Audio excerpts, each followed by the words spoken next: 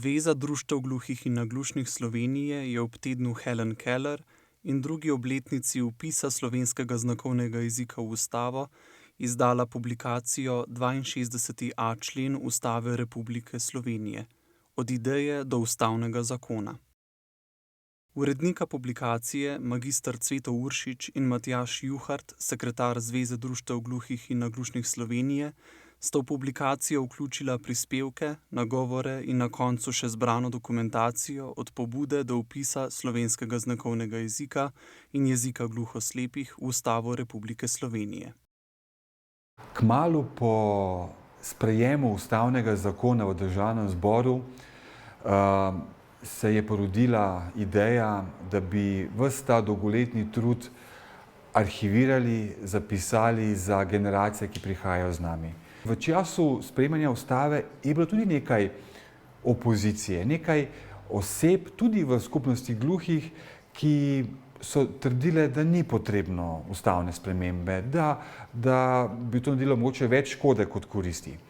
In zato smo z namenom, da pokažemo arhivsko pot od ideje do vpisa z obrazložitvami, hkrati pa je bilo tudi prav, da na ta način izpostavimo posameznike, ki so na tem področju orali ledino pred nami in da se na nek način tudi zahvalimo. Najprej treba je seveda poiskati sogovornike. Kdo so tiste osebe, ki o vsebini, o kateri pišemo v zborniku, torej v našem primeru o slovenskem znakovnem jeziku, o jeziku gluhoslepih, največ vedo.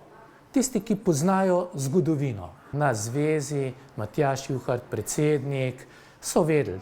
Tudi jaz, glede na to, da sem že dolgo časa vpet v to dogajanje, smo vedeli, koga je povabiti. Tisti, ki so leta in leta na zvezi se trudili, da bi slovenski znakovni jezik bil prepoznan.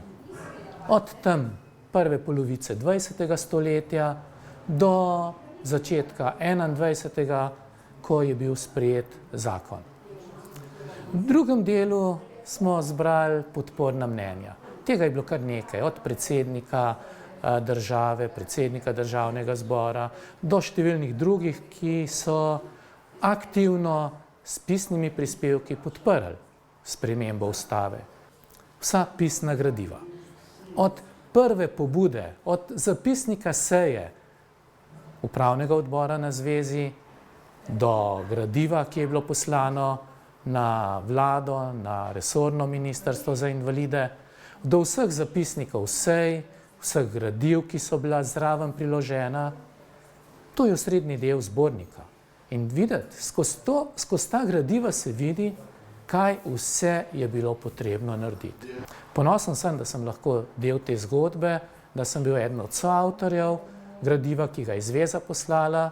Hvala zvezi, hvala vsem množici ljudi, ki so sodelovali pri tem za gluhe, naglušne in za gluhoslepe osebe izjemno pomembni spremembi ustave. Minilo je že drugo leto od zgodovinskega vpisa slovenskega znakovnega jezika v ustavo. Kaj se je doslej dejansko spremenilo za gluhe?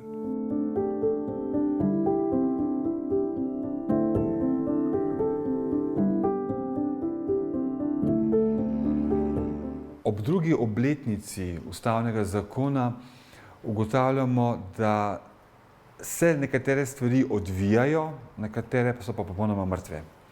Mrtvo je še vedno stanje glede sistemskega razvoja in financiranja slovenskega znakovnega jezika.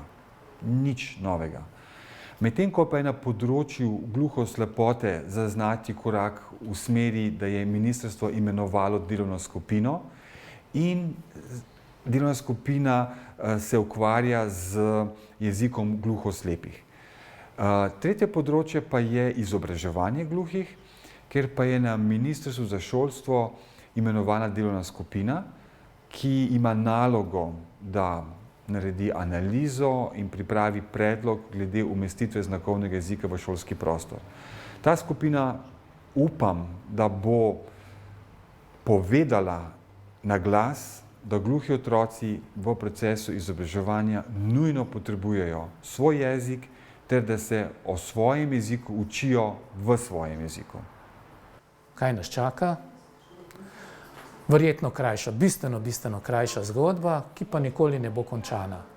Razvoj jezika je živa stvar, besedišče je živo, bo pa potrebno zagotoviti stabilen vir za sofinanciranje tega razvoja jezika in tukaj pričakujemo, da v Ministrstvo za kulturo v sodelovanju z Ministrstvom za šolstvo to zagotavljalo.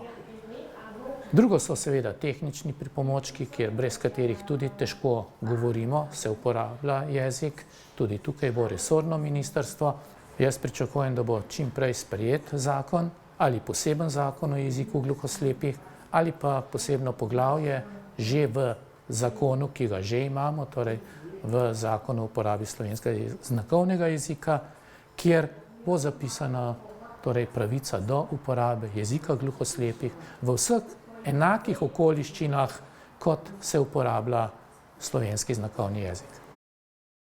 Nujno je potrebno urediti sistemski vir financiranja razvoja slovenskega znakovnega jezika, kar bo zagotavljalo obstoj znakovnega jezika in identiteto gluhih.